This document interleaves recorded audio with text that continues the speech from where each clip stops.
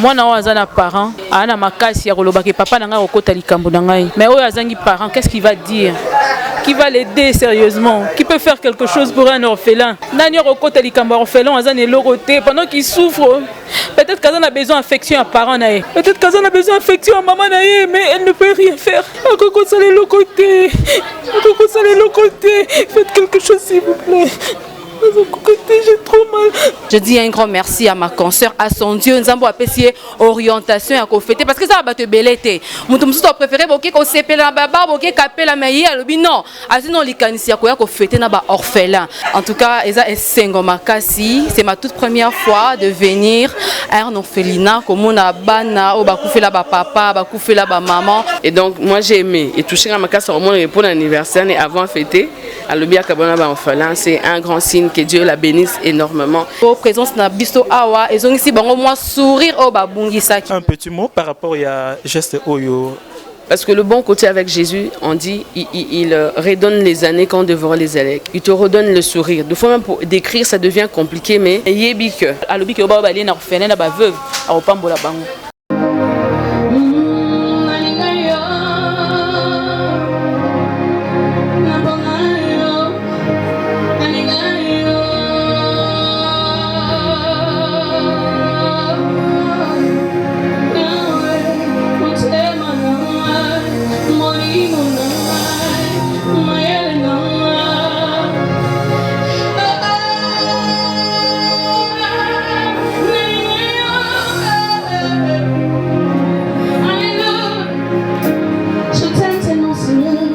Écoute cette phrase avec ton cœur.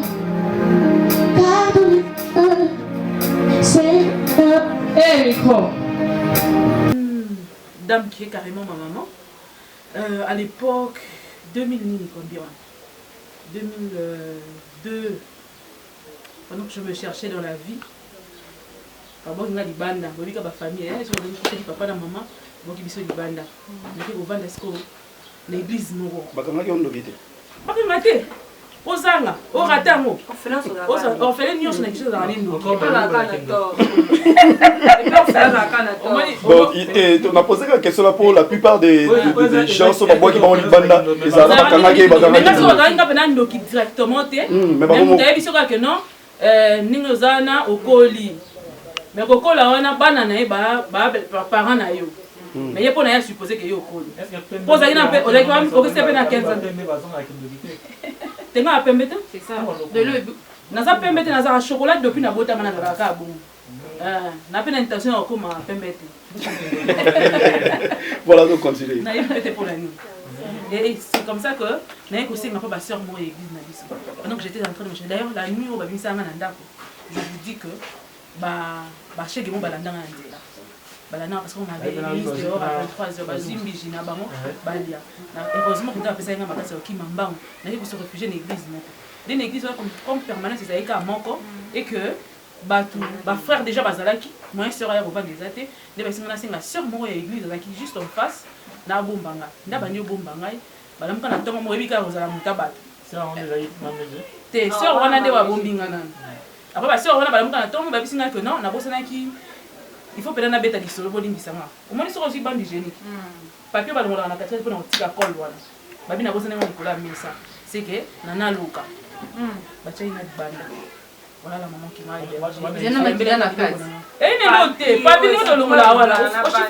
Généralement. En papier, on a juste enveloppe. On a bossé par hasard. Babi que non, c'est qu'on est au local. Si on a la classe, on a pas de temps on a zone.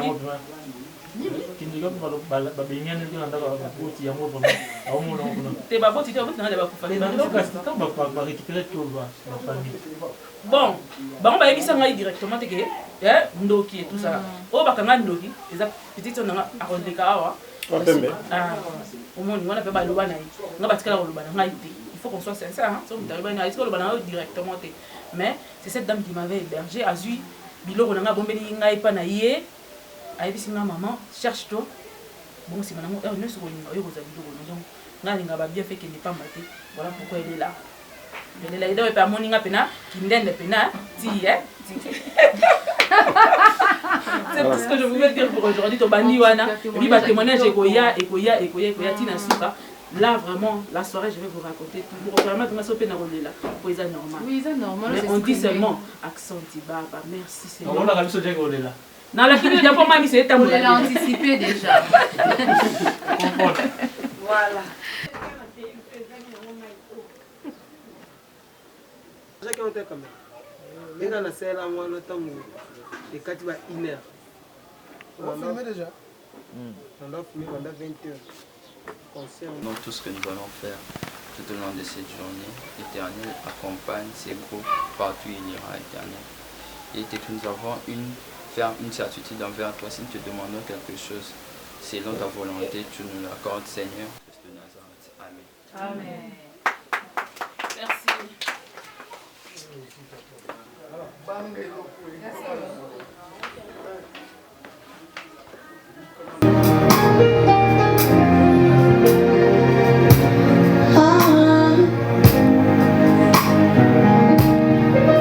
Écoute, garde mes yeux, Seigneur, dans ta présence. Garde mes yeux, Seigneur, pour que je vive. Garde mes yeux, pour que je vois tel que tu veux que je vois. Pour que je ne sois précipité dans l'abîme, pour que je ne sois dans un feu éternel.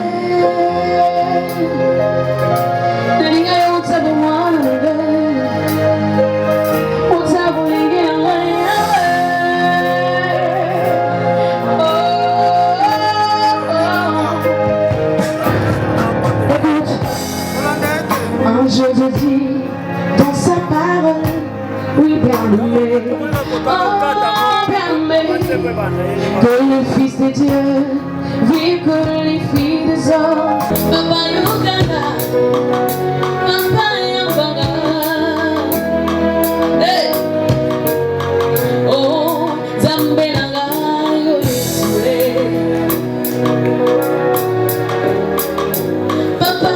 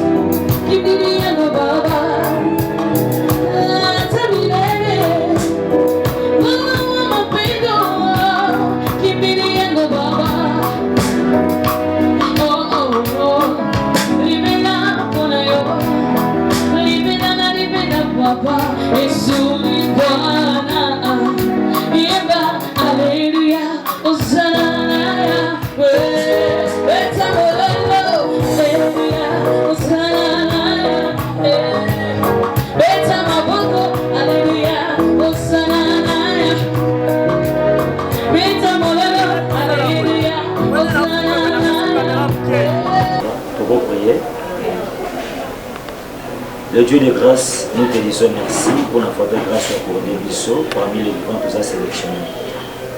Pambola de sous nous amène Bandeko, Bayota le bisou. Bible Bengue, les pères des orphelins, les défenseurs des veilles.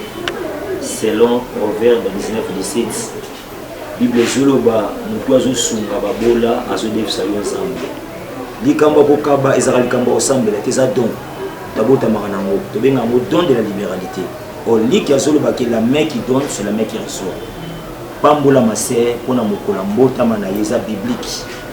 Les autres, la naissance, il y a Jean-Baptiste, comme il y a Jésus-Christ, et le gars est bitumba.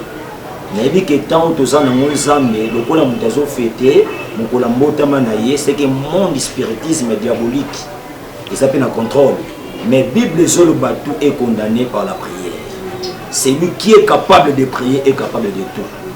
Bante la masse, mais ça, nio so basakati na oisika longévité. Ni wa tongo ça na musika na bango. Je te déclare état que ton messager, ton mandaté.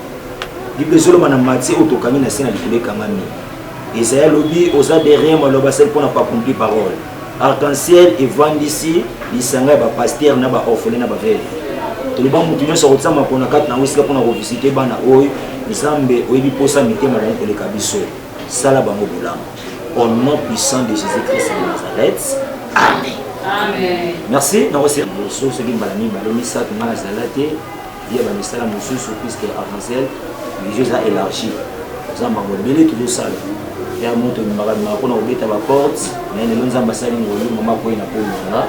Na moni pa moninga e bani to sai sur famille makasi ya boleka. Na éviter maman va na wati pa na yo sur je suis Rosala par rapport il y a mon pays parce que tout Kabolana va obtenir parce qu'on est obtenir aussi. Il y a pas si on a difficulté va obtenir parce qu'on a surtout dans beaucoup si on a la parenté, bah on a parent va souffrir. Imagine toi si on a la parenté, difficulté dans les années donc voilà pourquoi on a toujours choisi de partager nos moments avec les orphelins et surtout nous avons eu des par rapport à l'accident, on a eu traverser tout ça là. Là-bas qui anniversaire, on a eu permettre de n'attendre pour la maman on a mis balai. Avant que nous la quoi que ce soit, il y a mon aïe, moins d'embali, par moins d'embali, pas mal de choses. Le tcham ou pas dit côté vite, nous avons besoin de la en tout cas, félicitations Zamba Pambolo, on va gagner la radio. Donc,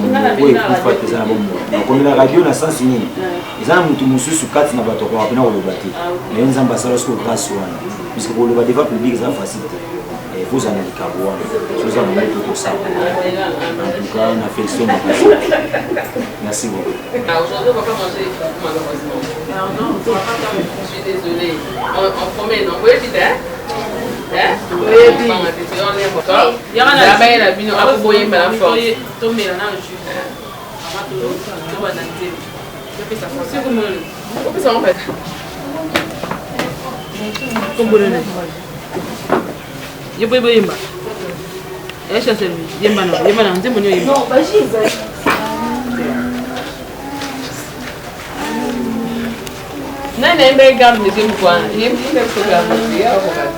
Yo,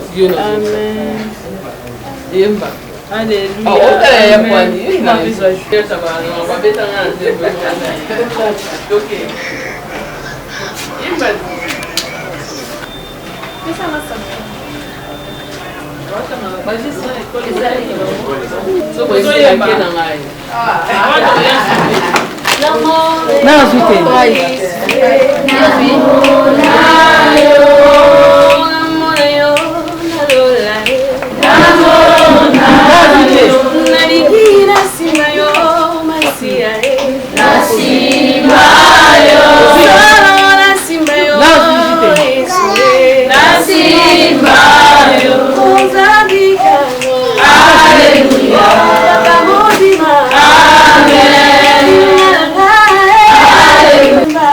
Alléluia.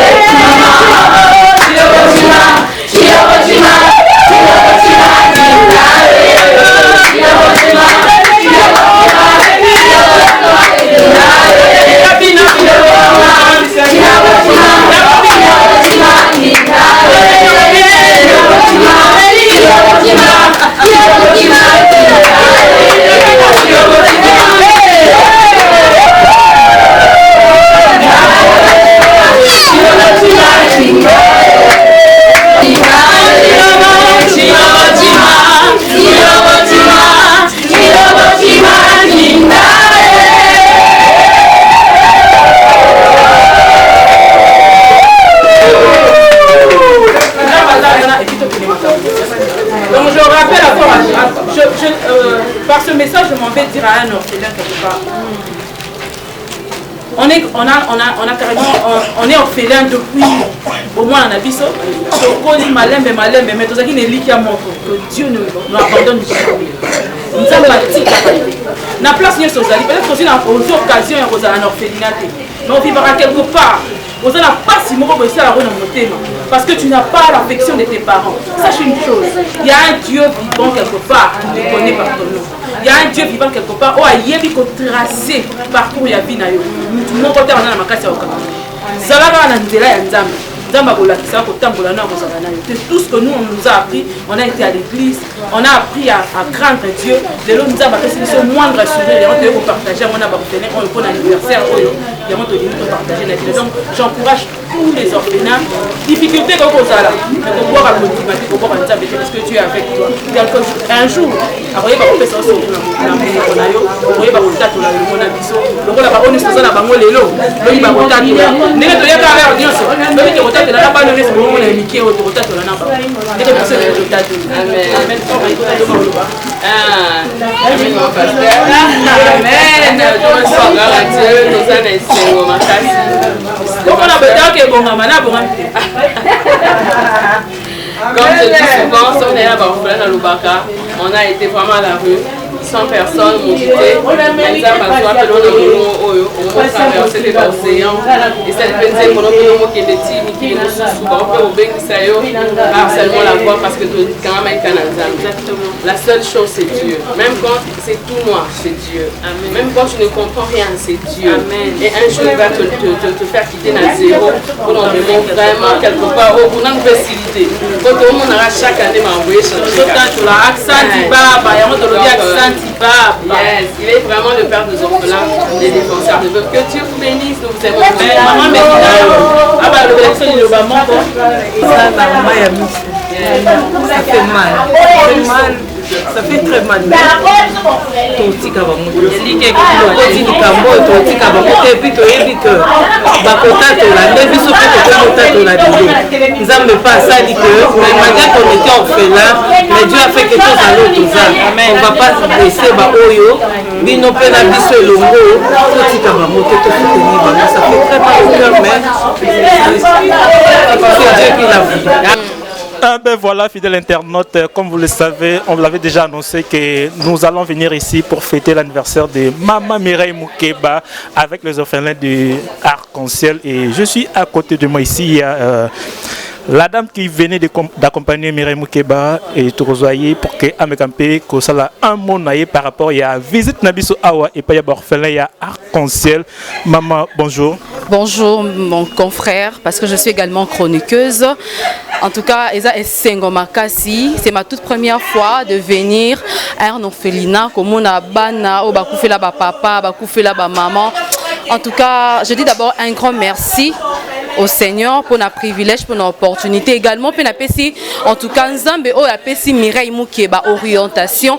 Il y a ko fêter na ba orphelin, na ba orpheline. En tout cas, na pesi Nzambe na merci parce que pour na pesa opportunité na yé kokutana na ba orphelin, na yé kokutana na ba na oyo bazana maya miso. Donc présence na biso awa et c'est qui si bango présence na biso awa et zongi si bango moi sourire o ba bungisaki. En tout cas, ensemble avec Mireille Moukeba ne tolobikaka en senti baba. Donc et ça linga bien parce que c'est ma toute première fois, je le dis, de venir, de rendre visite aux orphelins. C'est pour cela, en tout cas, je dis un grand merci à ma consoeur, à son Dieu. Nous avons apprécié orientation à fêter parce que ça va te belleter. Mon préféré, ok, qu'on s'épelle la baba, ok, capé la meilleure, le non.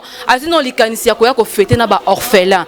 En tout cas, c'est une idée vraiment louable, une idée à féliciter, une idée vraiment à motiver les sous pour que tu me sois basé dans l'initiative, voilà, bah continuer comme ça avec un petit rien, au coquille qu'on sait qui s'appelle orphelin. Avec un petit rien, on peut que zongisa sengo na mutema ya mwana oyo abungisa sengo na mutema na et voilà. OK, nzambalo la pona yo apambola Mireille Moukeba par rapport à geste sali na moment où akoye koza na kapela, koza na shaba azolia poisson mais ayo kabola le pe azanango na orphelin. Si on nzambalo la parce que ça nango ebelete. Ka ya muki on nzamba tina maboko na bité en tout cas, olena kende ko baby sango na kende ko boaka, non, vaut mieux na ko sepela na ngape. Mais le bino avant na sepela sepela na ya non ko sepela na balé parce que baza balé ki nae baza bana nae parce que elle également elle est orpheline. En tout cas c'est une idée vraiment louable. Nzamba lola nzambo to sambelaka a pambola bato il faut baza nga mbongo te bato baza na souci ba orphelin il faut ka nzamba pambola bon pour que tant yaza ko soit orphelin par Olia. OK, merci beaucoup. Mireille Tambola Guillemoroté, délégation ça vraiment moi Kassi. Maman, bonjour. Bonjour papa. Il enfant vraiment tomber non pour que tu appelles indou ça bien.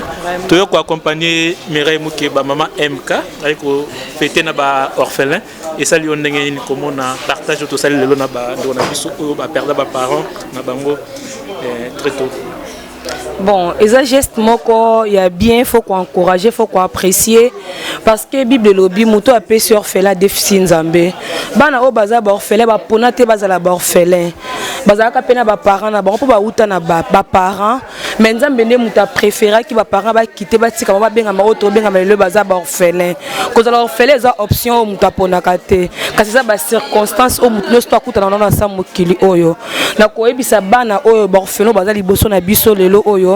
Toi na iloko kopesa bango te to kopesi bango jus to pesi bango chips ba olia ekosila mais so bakanga mina nzambe a mibenga papa ba orphelin wa mibenga maman ba orphelin yenda pesa ka sous sourire ne longue orphelin nga pe na za orpheline on a liboso na bino mais to simbaka nzambe makasi po yende muta mibenga papa na so to za papa na mokilite to comment pesa ba plainte c'est pas nzambe tant to lobaka yenda yaka na ba problème na biso akokisa ba posa mitema po na Mireille nzamba sika ete. Donc le col accomplir verset wana le bac ekoliana ba orphelin da ko déficit nzambe nzambe ba ke mutu moni la continue ngona ye a déficit donc azongi sabisika mbongo o ebimi bikuke na ye ezala toujours rempli azanga pe loko moko te ono ko ekoloba yango. Amen. Azanga lo moko te sœur Malka un petit mot par rapport à geste oyo maman Mireille Asali et pas ya ba na biso ba orphelin na ko encourager ma Kassi parce que c'est un geste qui bénit réellement et je suis dans ça, je le fais depuis des années quand même. Et on a des témoignages, des gens qui les font. Moi je suis un témoignage vivant à Makambo quand au même liban orphelin et l'autre moko partagé na bango yamuki tout comme il y a Bello Zanango, ça apporte toujours un témoignage et donc moi j'encourage toujours. Quand j'ai fait ce moment avec les orphelins, même ma soeur, je viens avec elle aussi, la soeur Mireille.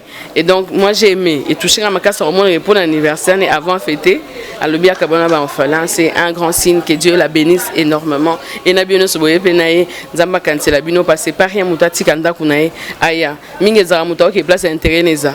Mais avec ça, tu es qui là-bas intérêt. Donc, ça bénit énormément. Na retenir le mobile au salarango de temps en temps. Oui. Qu'est-ce que fait et ni les pour sarabino au salarango à chaque moment ça parce que pas mon abino au partager qui n'a pas orphelin ou au salarango par rapport à oui que non muto azo partager n'a pas orphelin à la soupe plus que béni. Oui, sincèrement moi je le fais parce que moi-même je suis orpheline.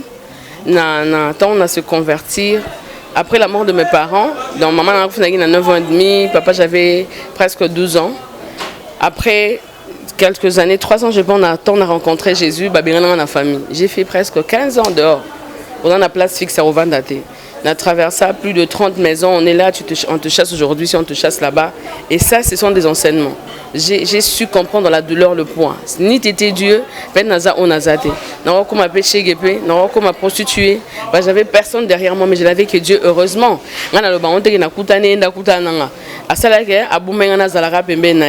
Et enseignement, que tant on a commis à travers ma voix, il commence à toucher plusieurs nations parce qu'il m'avait promis.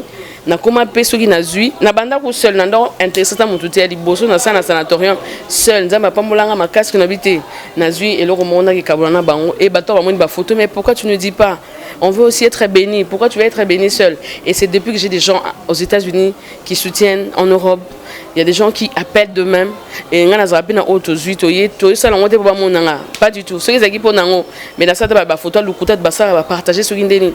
Moi, j'ai fait que des vidéos pour informer aux gens et bien on a bazo réagir. Il y a même des gens qui viennent ici où on a fait dans les cas sans quand même que tout nanga. Ba moneka na Facebook, ba moneka na WhatsApp, ba moneka numéro boybaye. la fois passée, maman Maïka, que Dieu vous bénisse, on a reçu des gens ici à cause de votre nom, quand vous êtes passé au Lobaki. Donc, pour dire que ce sont des intérêts personnels. Donc, ça, on a bandé mots pour gagner sur une, mais ça, on a pour la bonté. Et ça, on a repartagé. Bon, moi, on a continué à parce qu'ils savent comment c'est chaleureux, on chante. Non, je viens, moi, je m'intègre parce que je connais c'est quoi être un orphelin, c'est quoi être dehors. Il y a un amour. Donc, pour nous avoir un projet, Kalaté, je crois, ma soeur va vous contacter, de grands projets pour les orphelins. On verra que ce n'est pas pour intérêt, pas pour le mativisme, c'est vraiment pour leur donner un sourire, la joie et aussi, pourquoi pas, savoir que va se relever, il y a un Dieu au ciel. Ok, en une minute, on peut expliquer votre parole en une minute. Douleur au ressentant, au perdant, les parents ont joué, ça qui est vraiment très moqué. Maman a 9 ans, papa a 12 ans. Et douleur, on a été sur nos explications sous ma casse. Parce que le bon côté avec Jésus, on dit, il redonne les années quand on dévore les élèques. Il te redonne le sourire. Des fois, même pour décrire, ça devient compliqué, mais na yebi que nazanga mutaro encourager nga ya websanga relève-toi. Nazanga un regard qui te dit ça va encore aller. Des fois, j'avais pas de sourire de gens. Des fois, j'avais une année au monde en tabande de 2 ans. Na place où yazalaraté grande sœur azarawapi, pays sur azarawapi. Des années de pleurs au Korovan d'Apenza chaque nuit autant que ça m'a mis. Vous voyez? Dans le sens de douleur où je ne sais pas très bien décrire, mais c'est très dur au fait. C'est très dur de vivre comme un orphelin et il y a des choses qui ne peuvent pas dans la famille. Hein? Donc tu es dehors. Combien de fois? Moi je me rappelle une fois j'ai failli mourir à cause de blessures intérieures. J'étais fatiguée d'être blessée, na sala crise, na perdu connaissance, titongo. Vous imaginez des situations comme ça. Donc, il y a des douleurs, on ne sait pas décrire. C'est comme ça parce qu'on connaît. On ne sait pas décrire, mais on connaît c'est quoi. On est passé par là. Ce sont des souffrances. Oh, il y a des enfants qui sont renfermés. Ils sont voyous. Je pense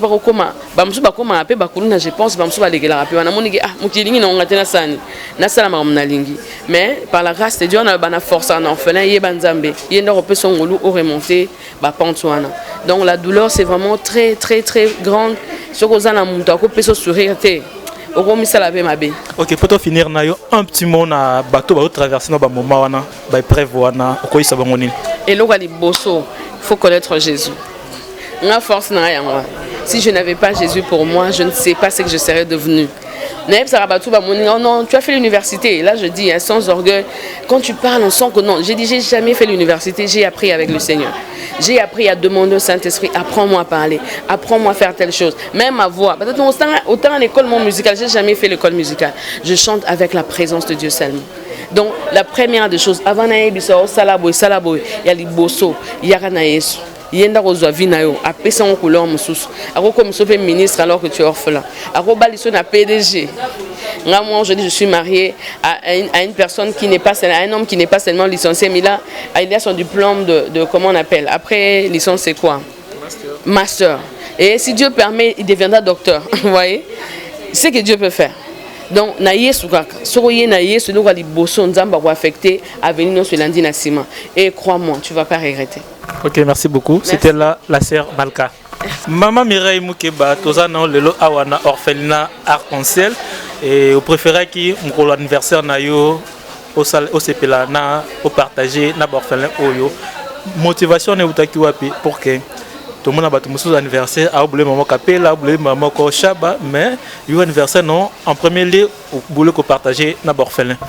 En premier lieu, au boulot que partager na orphelin, pourquoi? Parce que nga mon orpheline, na bi ba bonne année et belé oyo nga na zanga elamba rolata, na zanga eloko rolia, na vanda pe libanda. Donc, bah circonstances nous allons que à chaque fois que je veux fêter, je veux m'exploser. Parce que ceux qui n'ont tant tout le monde va prêter attention à ngai.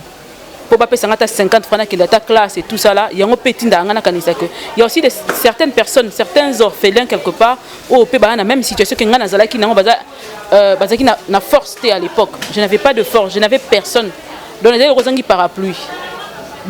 Bonne année baningo zotala ba onde ba fêter yozaka wana zotala, c'est ce qui me pousse vraiment sincèrement à royara comme na orphelin ceux qui n'ont moindre loko et puis mon anniversaire na ngana resepela vana sepela il faut bango balia batonda pe ata pona journée moko ata mi balé et puis après on a pena sepela nese et tant au sala boy en retour quand ça nini que nzambe asala su ya plus pas na yo parce que ozokabana ba orphelin to sala ngo parce que yo posa aux orphelines. Ngai liboso na sala ngo parce que d'abord na comprendre la situation na bango mieux parce qu'on a passé par wana et de deux, Dieu, je sais que sa parole, il est fidèle à sa parole, il ne ment jamais. Donc parmi biloko nzamba sala soko otambola na volonté ya nzambe nakata liloba na maka automatiquement bénédiction elanda automatiquement eza nango kututé soki ndengeni ata sona zongo lelo te na biki na zongo kaka. Donc quand moto nzamba sala ki prière aloba que celui qui prête qui partage babani celui qui donne aux orphelins prête à Dieu. Donc nzamba zongi sana bandenge belé ozo la nzamba azongi solo na bandenge mususu par rapport ya oyozo bimisa na papa oyozo sala na ba orphelin na isikao. C'est vrai que nzamba zongi sera nécessairement pour yo pesi lipa pesi yo lipa te. Mais nzamba zongi sala ba manière ebelé. Ata soki zongi sango pa nanga ta pa bana nanga. Ozomona atapa bana nanga atapa bakoko na ngai nayebi ke nzambe mokile komi mabe na kozongisela nga nzambe kozongisela nga nazongisela nga atapa na pa bakoko na ngai pe pas nécessairement ka pa na ngai pa kosala parce que toza pesika na ba projet ko accompagner à orphelinat et ainsi de suite et si Dieu nous donne encore plus on va encore faire plus pourquoi pas koya ko repeindre awa ko tchaba mbeto asika bana bala na ba conditions nyonso si j'ai de l'argent je peux le faire. Donc c'est ce que j'attends. Maman Mireille balobaka moto ala lanzande ayeba ko beta li solanza la malamu. Est-ce que ko beta biso mo li solo ba moment où lekisaka ya pendant que perda ki ba parents na yo c'était à quel moment et puis ezala ka ndengeni? Moi j'ai perdu mes parents, j'étais encore un enfant à l'école primaire. Ils ont quitté trop dur. C'était compliqué, na zebi sabino compliqué ngo. Oyebi soko lali, ils ont espoir té. Oyebi té soki lobi tongo ko zala ndengeni. Tu sais même pas soki olia. Je veux t'étonner pour te dire que un jour on se retrouva na Kimbondo na 22h na place à Okendete Kimbondo oya bandal to Kimbondo oya bandal na rond-point wana na telemi na zolela na oya place na Okendete na bengi oyo bana ya wana pa na ngate na benga wana kuna te pa na ngate na telema na katikati ya Kimbondo na yebi place na Okendete. Dieu est tellement Dieu na pesi Solange olela mbote camarade moto kabonaka na ekala abetinga na lipeka Mireille na oluka na bisi ozo luka ngai na zui jeu sachant que naza yebi na place à Okendete donc na kuta ina na diembelio ayebisi ngai toza na fête ya na biso alinga ko mingi wana zo sa fête anniversaire na kenda fête anniversaire pendant que na elamba te na sapatu te na elote na kenda pas Solange de la bongo na komi na bamunika na bisi mena zela bilamba te fona zonga ipana bisi ngate tous on taille moko la bilamba nanga na ta bilamba camarade nanga na Solange le baisi ngaza na Cameroun actuellement na pesi ombete pesa nga maman ole la papa ole la mbote soki bazaka ka vivant ndama pesa bango apambola bango lisusu na kena na kati ya fête wana to lala ti to la muka lobby nango na tongo ba kipanga pe tellement bien parce que papa mando linganga mingi to kipanga tellement bien que na tongo nango tongo to la muki to bandisi ko beta masolo ndena bandi ko bise ole lo yebi kinga na place olala te ye aleli na place nanga ozo comprendre.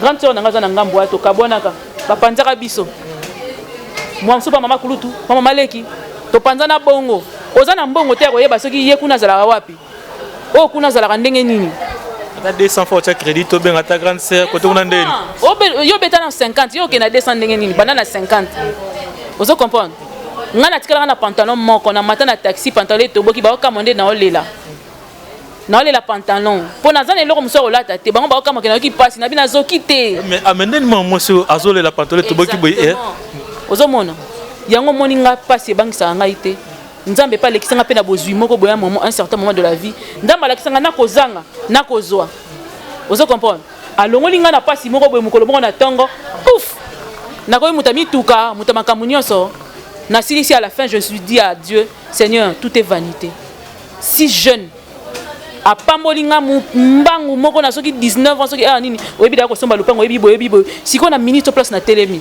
eloke bank sangeza te mais tozonga pe mom kesima muke poto ke mwamba ngote maman Mireille à une certaine époque balobi maman Mireille pe alala na l'église est-ce que ça mamba solo exactement na lala na église na koma na église na pesi kapi Esther Mbote tango na se retrouver babenga ninga na ndaku la nuit là bachege balandanga mbangu na uté ko betango lisoto tozaki na ndako tango tozo bongama na kimi mbangu j'avais tellement peur parce que na ko kara butu te nga linga kotambola pena butu te j'avais tellement bah chèque balanda comme bon pour les nouvelles réécrites dans le monde de la bango ou comment c'est pas parce que bleu té pour na heure wana bana miki wando tambola planète il te doba miki batambola heure nyonso mais wana et puis ça qui na eu peine imagine qu'on a eu peine bana pena bazala ba otelingana té après 21h 22h bazala raté ba banda kolanda ngamba on a kimambangu de toutes mes forces na kena okota na kati ndaka batu na tindika porte na kota na ndaku ya ba sœur wana pona yeba ki pa na bango ba sutuka bazoka manga nini na ba olanda ngai ba sœur wana ba mominga pa na maman yebi ka que ko bomba muto azali ya yoteur moko lembe yaka ba créer la ngai kaka o tiki papier na mesa nde ba bimisa ngai mais avant na ko ba sœur wana kena na église pourquoi parce que na église permanence ezalaka moko mibali bazalaki ebele pour éviter le pire nde balobaka na longwa wana navanda pa baseur oyo bazoki ngai wana nde nalakisi bino ya mege oyo abombaki ngai mpe pendant un moment na vi natamboli na bandako ebele mais je suis j'ai un bon témoignage na bandako nyonso na leka. Pourquoi? Parce que quand une personne me disait de partir, je partais, hein. Mais au fond ma bé réellement est au salier exacté parce que aujourd'hui c'est un témoignage à travers cette émission bakomanase bayebi bandako na tambola papa mimi kunga na pesi pembo te kuna esika bi papa kunga bomba inga na ndako na pendant un moment na tamboli na bandako ebele yango oyebi vraiment difficulté souffrance au ba orphelin bandiraka exactement na yebi yango du début jusqu'à la fin na yebi yango nazala baleki mususu na lamuki baleki nanga tangu ngai na komi kozo moi 50 francs na ngi kotala leki nanga mo bayebi singa que mona wana ba obeta wana libanda leki nayo bakangi ndoki mais ti le na ali mutu te biso pe baloba miso pe baloba na sima mikongo na biso peut-être parce que tozali na makasi mwa koloba mwa ndambu bango bazaki mike que yo moto lia papa na ngana vana ndako oncle moko imagine toi que papa kufi lelo bazoka bola bino batinde pa oncle mona no monete bando botama oza na affection okomi na ndako na ye bavandi sio libanda babi vanda wana po papa leki azate mwa sina azali na vanda noko na komana bongo na vanda wana de 9h ti mutaya kotika nga lembi akeini ayeko bima na 18h. Na comprendre déjà que je n'ai plus un père pour moi. Parce que moi, mon père m'appelait ma grande fille, hein, je suis l'aînée des filles. Et qui s'est ça nini. Na comprendre que awa et si li papa aza sous tes caprices. Na chango na poche. Na kangi caprice na na sina nini. Na chango na poche. C'est facile que ça caprice soit dans ça na ba parents non que tu en poche et au vivre parce que vie normale sans caprice. C'était pas facile. Peut-être na mis sur bateau ça qui facile parce que na comprendre que na changé ndako na biso te ondaka bato mususu mais au fond de moi j'ai pleuré tout le na sala 4 mois na lela ngaka nde na yebi et maman on a peine apesi ka mbote peut-être que ezaki peka ka moyen moko ko forger nga na ko ina ete pona kutana ki nze mukolo musu na transport moko j'ai vécu le pire des moments dans ma vie na kata ndako wana le pire de moi quand je te dis pire des moments là lisanga balibanda na ba sentinelle asala nga nyonso Mikolo musuzu rola mukaka bo ebiso telema bima na mbetu nanga est-ce que ebike obi mbetu a ressort ngana ndola na mbetu a ressort balongoli mbetu balongoli mousse nazui moi bilamba na ressort na nazui moi 4 bilamba nanga na sopi likolo na la liwana elika kaka nzambe un jour a osala vous comprenez mukomusu to sala ngo émission pour les orphelins. OK tala lelo siko isika to komi to ofete na orphelin po to kabona po to silisa makola lelo message no ya sur ko zalani. Avant tout kabwana nga na loba sika niso na komaka soki na monika moko e déranger nga na linga to lobelango parce que to sala mingi SOS na ko encourager kaka na ba orphelin nyonso bisika niso bazali na situation nyonso ko kozalela zalaka makasi yeba que nzamba kotika yo te metambola kana moi malamu soko tamboli malamu nzamba ko tcha loboko otika o jamais akotika te et puis yeba que ceux qui orphelin to bungi une fois que conscience na yebi soki na bunga ki zonga na makolo nzambe nzamba tika ba orphelin taboka bango te. On a lingi par la même occasion na moni moi na moko pendant que toye awa aza vraiment so ba ko la biso ye comme ça bande ko wala na biso ba me kampe ko mona situation na ye soki ba ko sa quelque chose pour na mwana oyo atungisa mingi na maladie et il serait mis à côté na kati na biso comme ça to so na ye bande ko wala na biso ba me kampe ko mona gracia OK mwana ye yo aza pembeni na biso bon mona déjà na loboko na ya na ba banda maboko na kingo donc et santé vraiment ils ont dérangé maman ko poussana maman yaka papa OK c'est bon c'est bon mbote papa na biso mbote papa boni mona awa poste biso aza dérangé merci. Oko expliquer biso bébé grâce à pemena biso azo souffrir na maladie nini. OK, merci beaucoup bandeko boko landa biso na nzela bilili. Grâce à mwana oyo azana kati ya orphelinat arc-en-ciel. Grâce à tous yeux ndenge nini. Grâce à tous yeux bauti Brazzaville na tata na mama na ye, ba yo kovanda na commune ya Selembao na Kinshasa.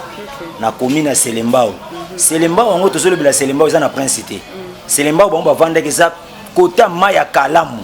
Bavanda ki na ndako anga. Mukolo moko bakulu na bakoteli papa na mama na bango.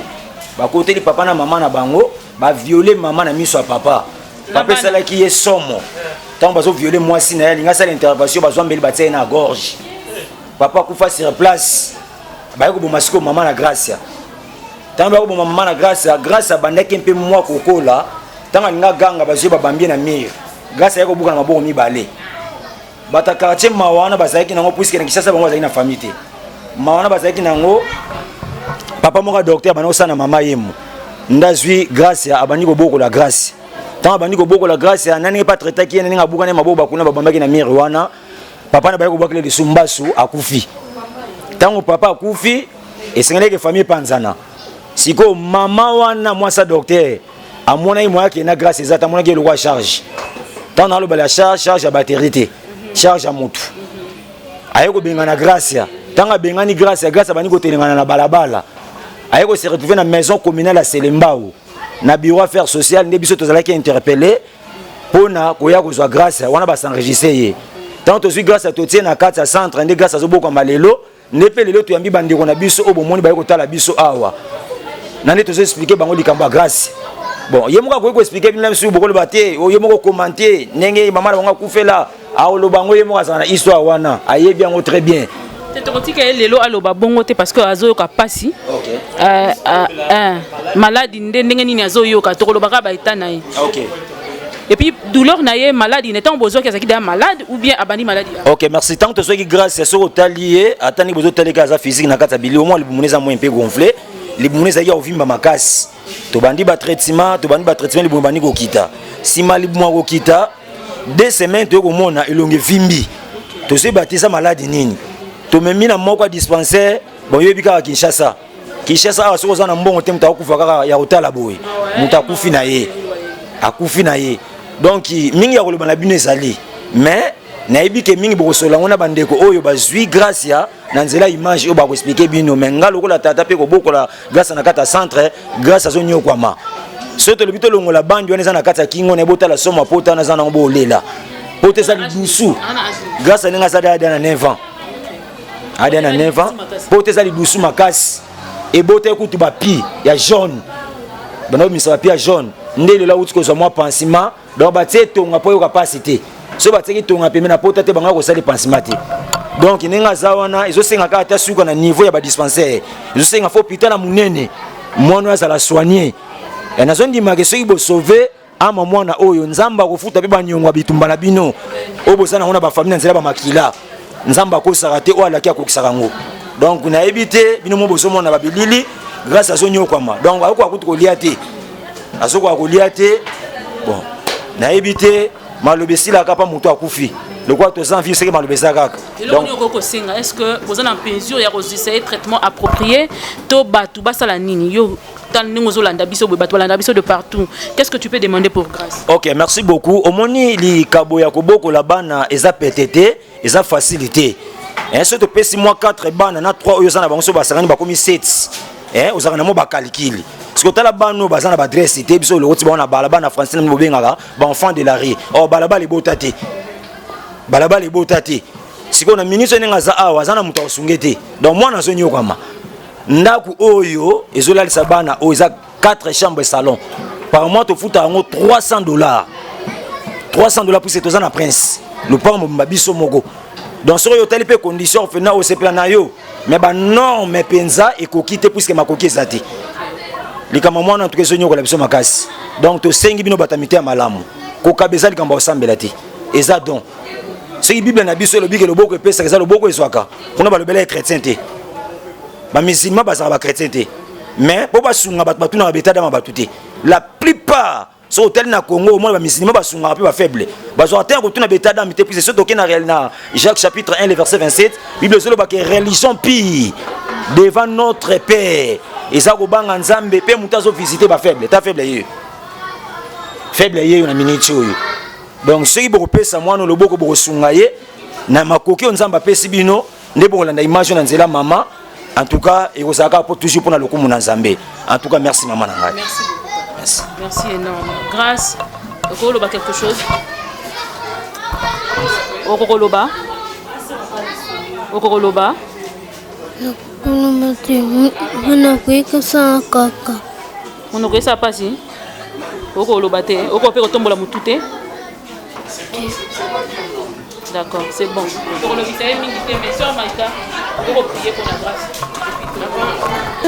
Seigneur dans ta présence oh garde mes yeux Seigneur pour que je vive garde mes yeux pour que je vois tel que tu veux que je voie pour que je ne sois pas précipité dans l'abîme bas pour que je ne sois pas précipité dans un feu éternel. J'ai chanté pour donner ma référence. Ce sont des chansons en référence à la sœur Maïka Mukeba pour vous dire que je suis derrière ça aussi.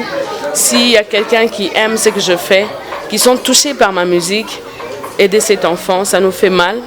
Il a très mal, toujours forcé Lobata pour toucher ton cœur.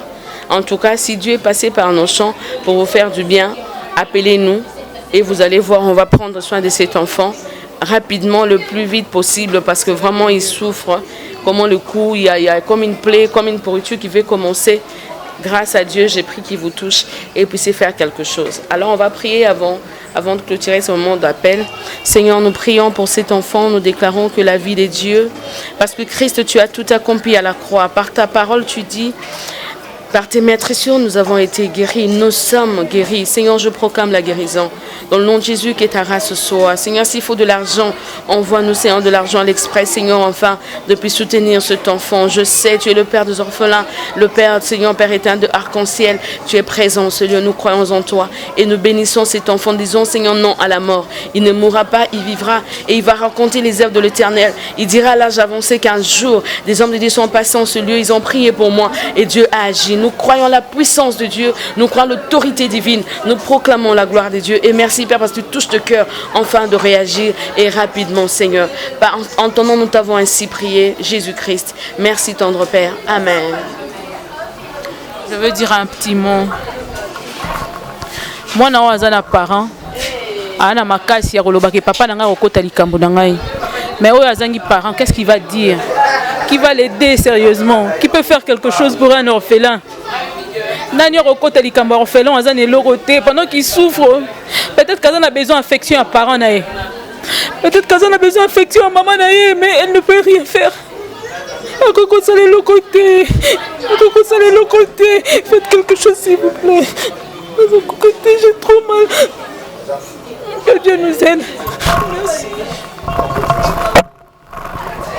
Bon, comprenez, elle est vraiment émotionnée par rapport à la situation Koti Awa et maman Mireille a tangi même la mère Misso et Zamala Mengi Baoba a touché par rapport à l'Ikam Oyo, so il beaucoup intervenir et que ça la malam Mengi enfin que moi na biso a un traitement approprié de sorte que les malades aux autres ça y est et mettre un peu cause solution.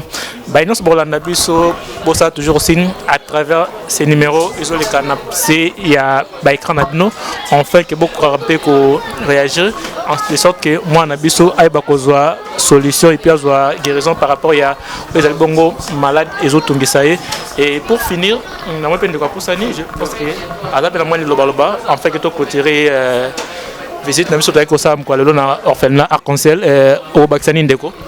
Merci confrère. Moi j'allais juste ajouter que mon imona azana na makasité, azana mutute, azana ntosunga zate.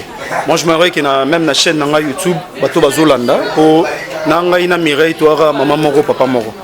Donc MKza mutunanga bato bomona pe image oyo na chaîne nanga donc bobengi nga na komisa message pas Mireille Kande to sala nae na comme ça bon vraiment se sensibiliser ezala trop tard te ezala ke na monaki erataki na monaki salamaité. J'ai pas d'autre chose à dire vraiment bon ça le plus vite possible oyo toucher à ça les locaux rapide to mais maman on est en hôpital vraiment ça la bien merci mon frère.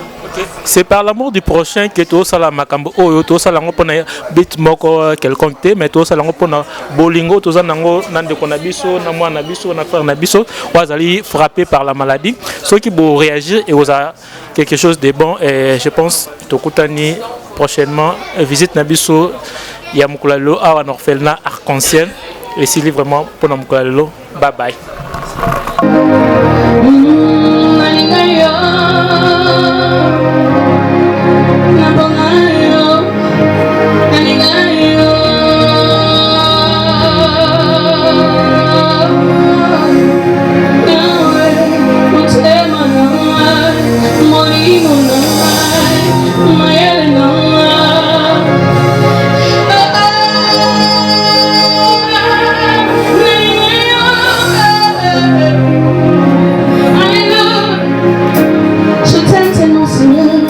Écoute cette phrase avec ton cœur. Pardonne, c'est le micro.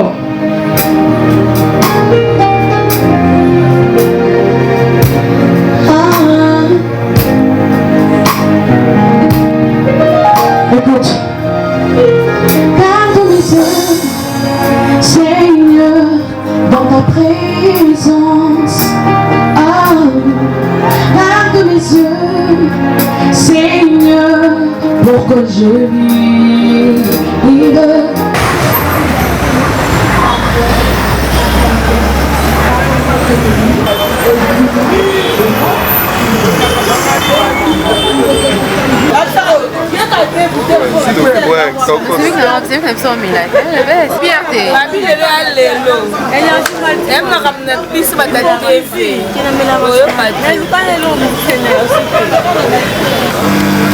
C'est notre jour, hein. Ouais. On met là, on lien. Donc on va se faire déjà avec les orphelins, c'était depuis le matin. Et si vous êtes là, vous devez fêter ce qu'on appelle la biso journaliste. Entre nous. Ouais, ça biso la presse. Vraiment presse quoi. Donc c'est pour Mireille qu'on fait. La lionne. La lionne, sans quoi l'oigné. Bon, on est là. On a un rôle de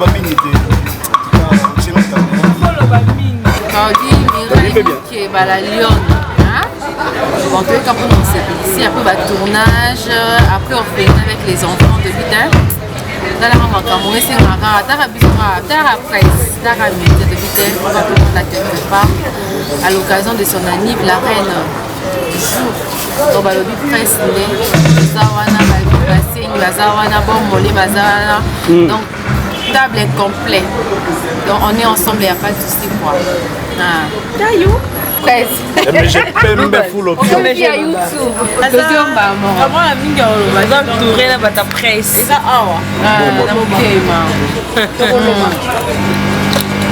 Toroloma aza awa. Non 20h. Babi TV za radio. Si toko ma minuit on a tout ça nan. Toza radio te. Babi lele ko yinda to lia. On a 4 étapes na kwanga 500. Babi kula benekele ke zongi awa. Bolekate.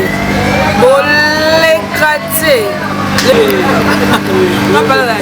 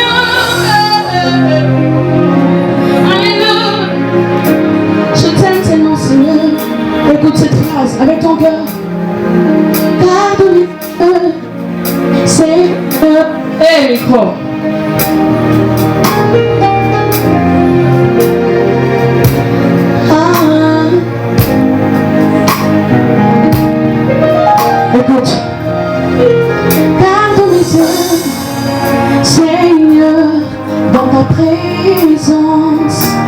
Oh, garde mes yeux, Seigneur, pour que je vive.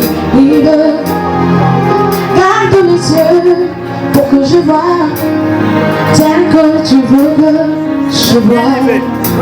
Pour que je ne sois précipité dans l'abîme bas.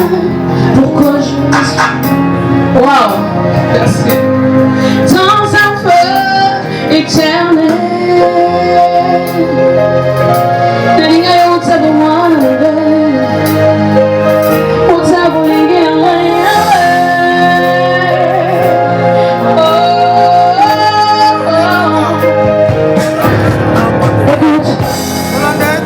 Je te dis dans sa parole, oui, bien-aimé, oh, bien-aimé, que le Fils de Dieu vit que les filles des hommes étaient belles, ils étaient attirés et péchés par cette attirance. Ils furent condamnés pour un feu qui ne s'éteint jamais. Bienvenue. La Lyon. C'est le mariage pour informer à la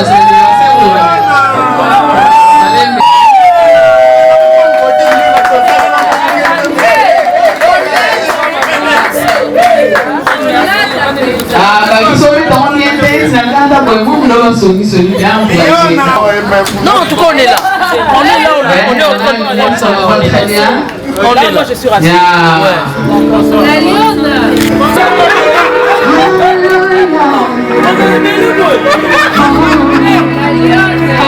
Elle comme sa mère.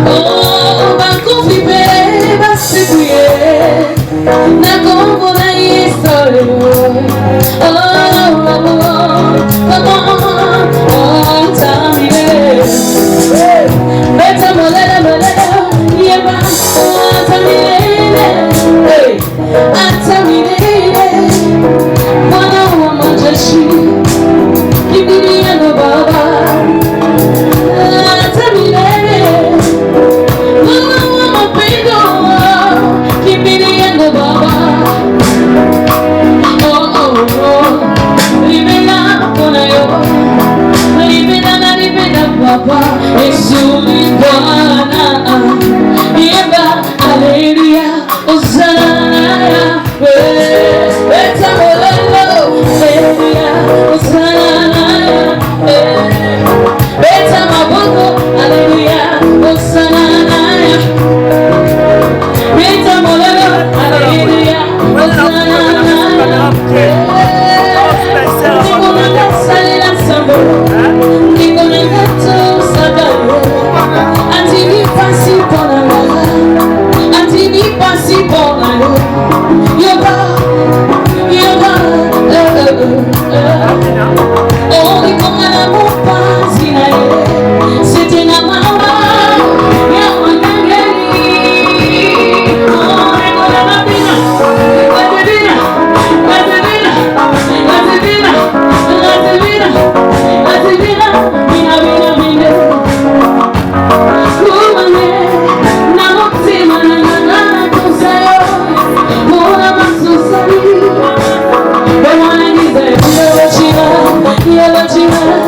Ese copina mamo que te tiene mi mano lento, cuando te ven, ahí me lo voy a ver.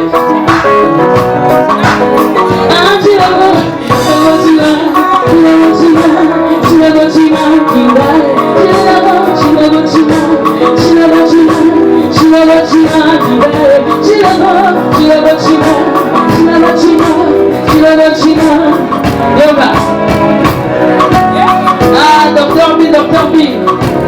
La partie est la Dr. B.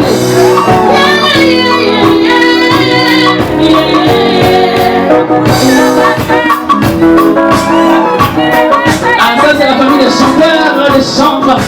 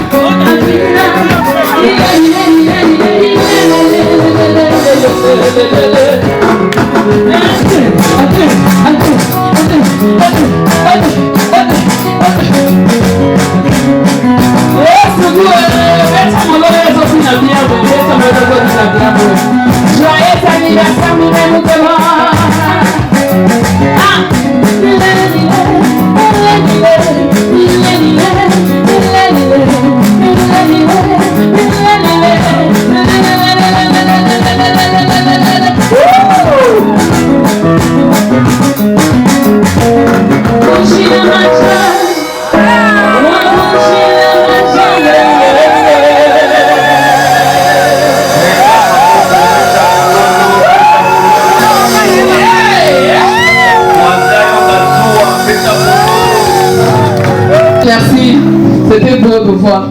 Et moi je vais finir avec ces chants, je vais laisser la place à mon grand frère, notre frère aîné, le grand chanteur. Hallelujah.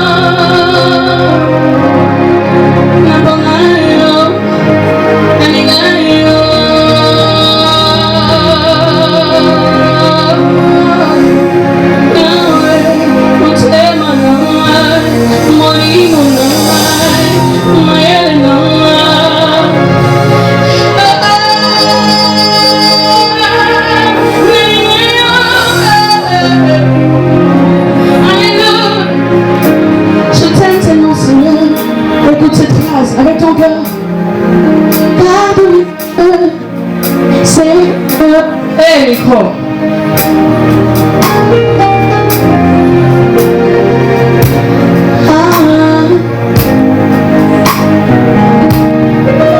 Écoute, garde mes yeux, Seigneur, dans ta présence. Garde mes yeux, Seigneur, pour que je vive. Garde mes yeux, pour que je vois tel que tu veux que je vois. Pour que je ne sois pas précipité dans l'abîme, pour que je ne sois dans un feu éternel.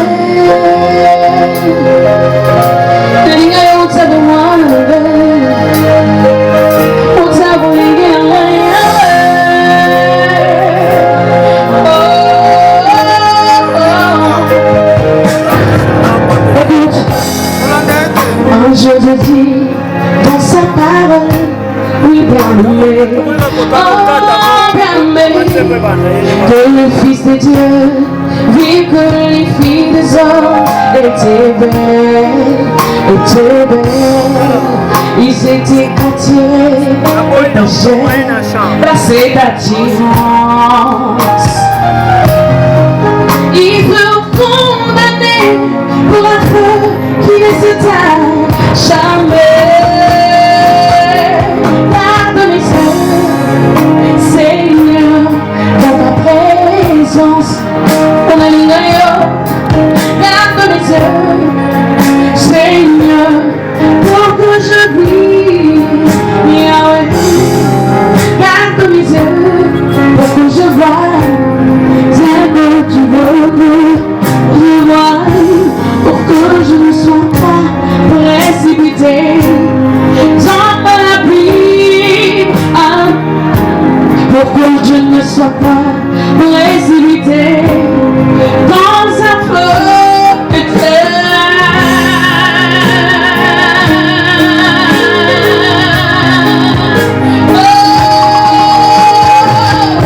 Est-ce que tu peux le dire qui nous sert à compter le jour? Chaque anniversaire, c'est une année de plus. Il reviendra un jour. Il reviendra nous chercher. Je t'aime, mon Seigneur.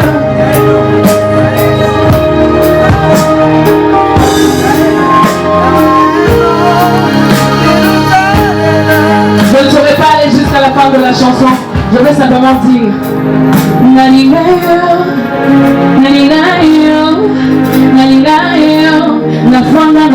Jésus.